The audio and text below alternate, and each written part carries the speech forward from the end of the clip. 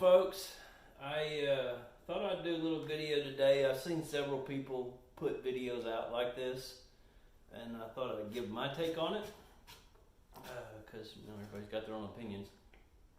I am going to put some snapshots, pictures as I go through this video of where you can buy these items. I picked one store specifically. It doesn't really matter where you go. All hardware stores are going to carry these items. You don't have to get the specific brand that I post. I'm just showing you a quality, a decent tool comparable to what I'm talking about. And as we go through these, I'll tell you the ones you probably need to spend a little more money on because they're going to last you a long time. And when you skip on some things, you'll end up being more frustrated with the tool and the project will take longer. So let's just kind of get into it here. So probably the first thing is going to be a hammer. This is just a cheap Husky hammer. I think you can get these. This is a claw hammer. A claw hammer bends over more. I would actually get the one that comes out straighter than this. You can get these for, I don't know, you can get a cheap orange one at Home Depot for like $9 or $10. The only reason I don't spend a whole lot on hammers is hammers and measuring tapes I lose constantly on the job site, so I don't spend a whole lot of money on them personally. I am going to post a picture of one and a price for it. If I was going out to buy one that I wanted to keep for a long time, that's the one I would pick. But if you are just a average homeowner and you just need a selection of tools that you can get at a decent price, most everything here, with the exception of the drill, you can get for well under $100. Like I said, that's even buying some of these in high-end models. So just get you a good hammer. You're going to need a good one. You can even get the cheap one with the wooden handles. It's kind of up to you. I wouldn't worry about spending a ton of money on a hammer. You just need something to drive nails in and something to pull nails out. So need a hammer. Next thing I would think would be a handsaw.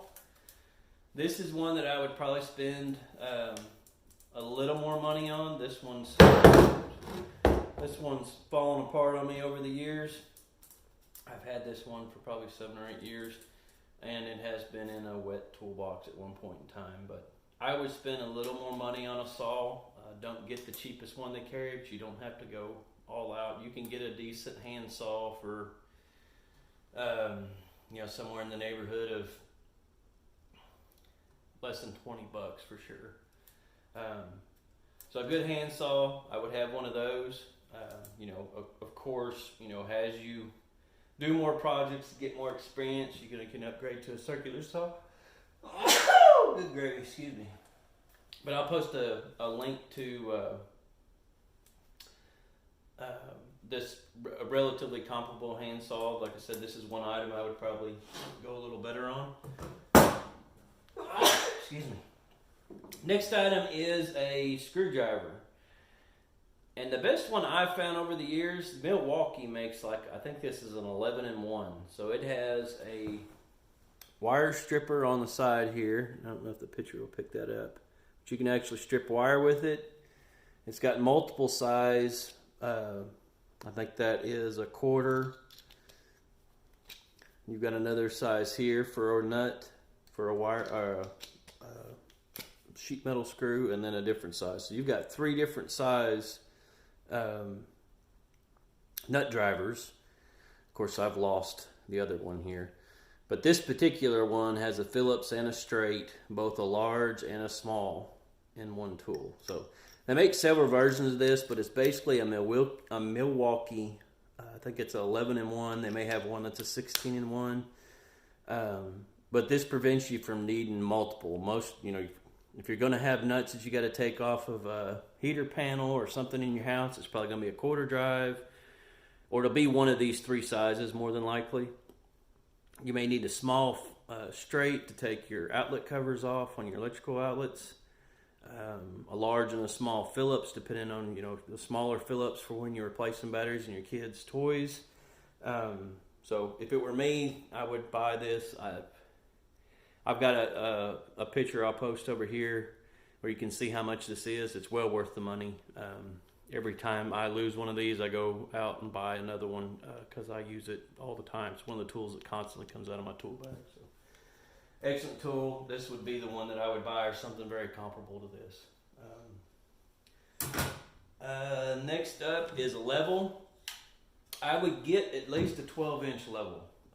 The little bullet levels are nice, but when you're leveling something that spans 8 foot, for example, your bullet level is not going to show that it's out and on a span that far. So it may only show the bubble off a little bit. When you get a larger, like a 4 foot level, you need a longer level based off your height.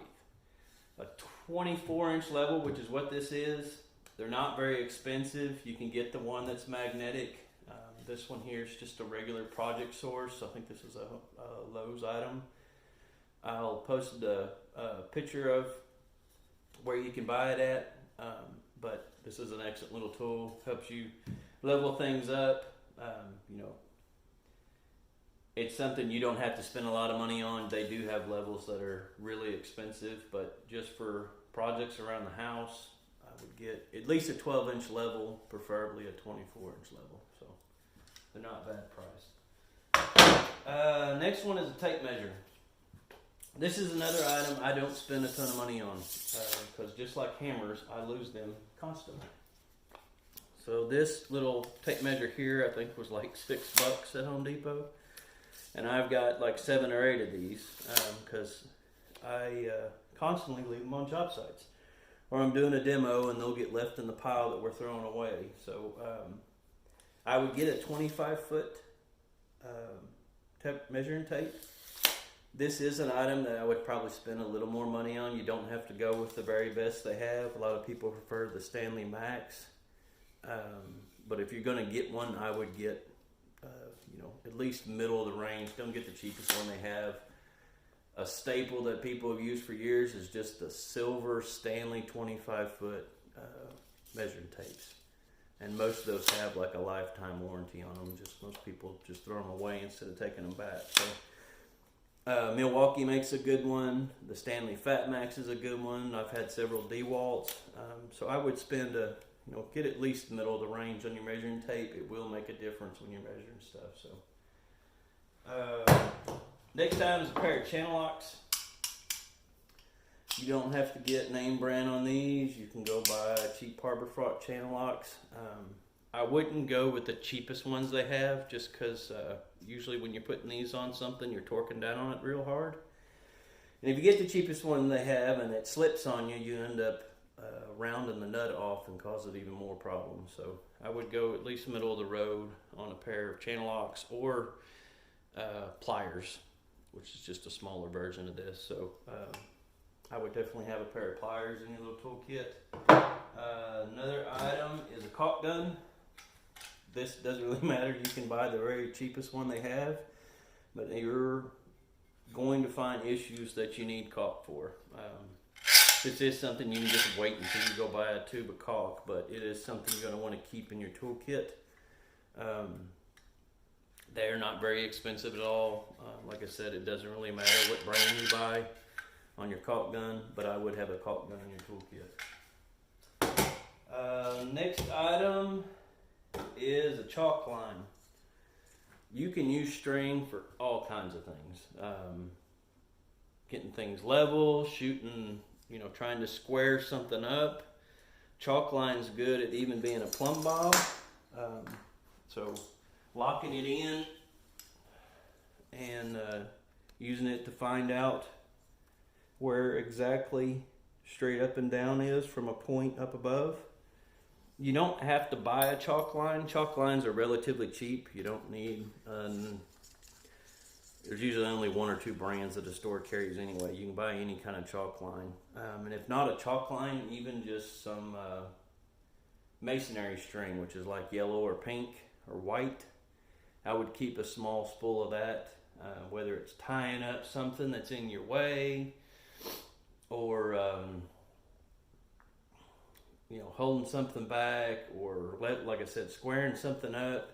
You will find a use for at least 10 foot of string or twine, maybe not twine, but a masonry type twine or a chalk line would be something I would have in my toolkit. Like I said, this doesn't matter what brand you buy. You can go to Harbor Freight and buy a cheap one.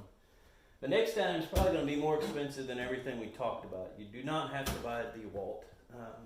You can buy, if you don't do just maybe a handful of projects in your house, if you're a weekend warrior, I would buy at least a decent grade drill. If you do, honeydews only when your wife asks you to, and that's very far and few in between, or if you're a female and you don't do things very often, you could get a Black & Decker drill from Walmart, and they actually have some kits. I'll post a picture of it that has like a hammer and some nut drivers, a screwdriver, some pliers, a drill, a battery in one kit, which would take care of most of what I've talked about up here. But if you are a weekend warrior, I would get, at least a Ryobi or a Porter cable. Buy a decent brand. I use a Ryobi, not all the time, but I do have one in my toolbox, just in case my battery goes down on my DeWalt. It is an item, like I said, depending on how much you use it, I would spend a little more on it. So you can get 12 volt versions of it. But if you're wanting a tool that you can buy once and keep for a long time, I would get like a decent, you can see them on sale all the time on Black Fridays. DeWalt drills with two batteries and a charger for like $99, right at $100. They kind of sell comparable to that in Milwaukee, maybe a little more expensive. Makita, there's several brands out there, but depending on how much you use it, it's going to be something. You're a weekend warrior, I would get a decent brand. If it's something you want to last for a long time, spend a little more money. There's nothing wrong with buying Ryobi. I think the Ryobi kit I looked up was like about $80 versus spending a little more and getting a DeWalt or Makita. Up to you. Like I said, it just depends on how much you use it. I have dropped these off of roofs and ladders, not intentionally, but me personally, all my tools are DeWalt just because I don't want to go to a different battery. I want to keep the same battery so I don't have to charge multiple different battery sets, so all my tools are DeWalt. But if I had started with Makita, I'd probably still be with Makita. So you just kind of want to pick one vendor and stay with it, just to keep you from having to keep multiple batteries charged. And then the last item on the list, which is going to coincide with your drill, is a set of drill bits. And actually around Christmas time, they've got DeWalt sets and Bosch sets. A lot of different, even Makita has some sets where you can get a pack of drill bits from like 1/2 inch all the way down to 1/4 inch, actually a little lower than that. Decent set of drill bits, and then a set of bits. This is just a set of drill bits, but you can get those kits relatively inexpensive, just to cover that span. Like I said, 1/2 inch to 1/4 inch is going to take care of just about everything you have.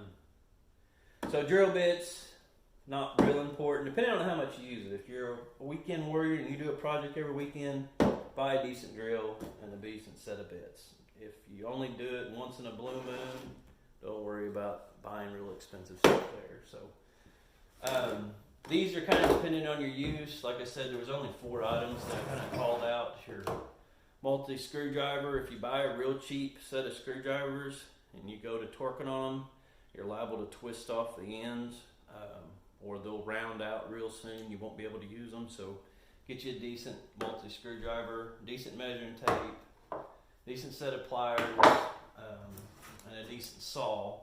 Other than that, the other things I talked about in the beginning, kind of just buy according to how much you're going to use it.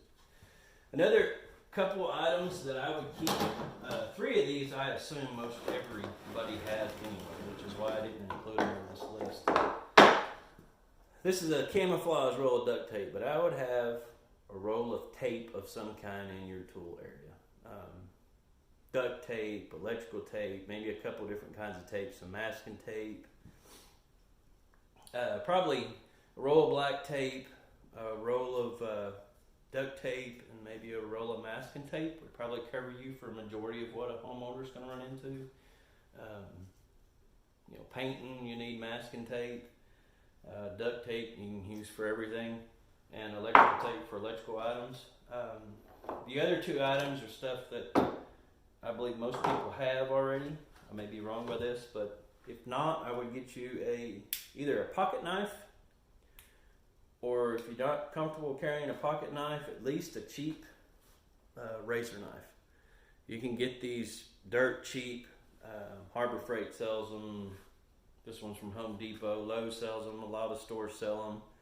If you don't have a pocket knife, I would get you at least a razor knife to keep in your little toolkit. A lot of people have these sitting in the junk drawers, or pocket knives sitting in the junk drawers. It's something in addition to everything else you're going to need. And then a flashlight. And personally, I prefer the ones that are rechargeable, just because every time I need a flashlight, it seems like the batteries are dead. These can be recharged just by plugging them into your cigarette lighter where you charge your cell phone at. So they make them. I've got one. The picture I've got posted has a stand, so if you're working underneath the sink, you can put it on this little tripod. It's got a magnet on the back. They make several different versions of them. But for me, I would get. This is another item. I get a good flashlight.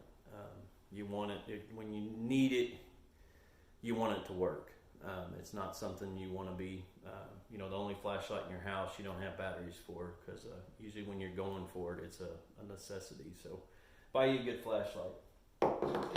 So that's it. Let me know if you got any questions, and we'll holler at you later.